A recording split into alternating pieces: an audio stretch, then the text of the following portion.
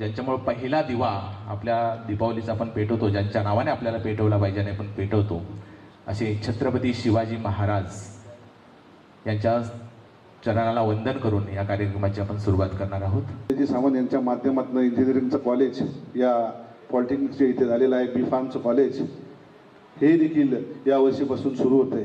ते सर्व निवडून आले तर काँग्रेस पक्षामार्फत सामाजिक बांधिलकी ठेवून जे शहरामध्ये नाही आहे ते करण्याचा आम्ही नक्की प्रयत्न करू। थोडक्यात इथे पर्यटनाला कसा वाव मिळेल, पर्यटनाच्या माध्यमातून इथल्या स्थानिक जे समुद्र किनाऱ्याचे लोक राहणारी आहेत त्यांना रोजगार कसा उपलब्ध होईल, तरुण वर्ग आहे त्यांना कसा रोजगार उपलब्ध होईल, थोडक्यात मिनी गोवा आपण रत्नागिरीत करू शकतो। रत्नागिरीच्या लोकांनी जर आम्हाला खरंच संधी दिली तर आम्ही हे नक्की करू। नगरपालिकेच्या माध्यमात बोलायचं झालं तर भुयारी गटारांची आवश्यकता आहे रत्नागिरीमध्ये।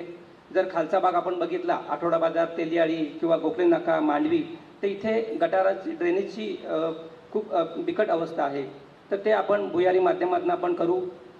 Thank you very much.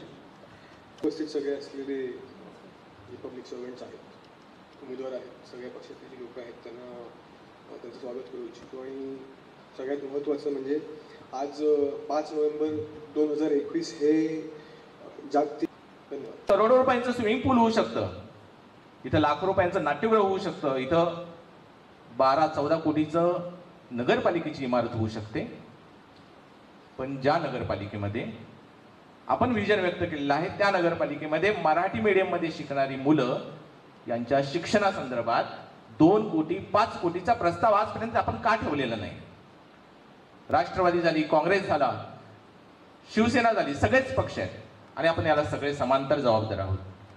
मला असं वाटतं की वेळ दिला रज्जाकभाई काझी मी ज्या पद्धतीने हा आजचा कार्यक्रम घडवून आणला, हॅट्स ऑफ रज्जाकभाई काझी। मी त्यांना विनंती करतो की त्यांनी स्टेजवर यावं। रज्जाकभाई काझी, संचालक RK केबल व KTV।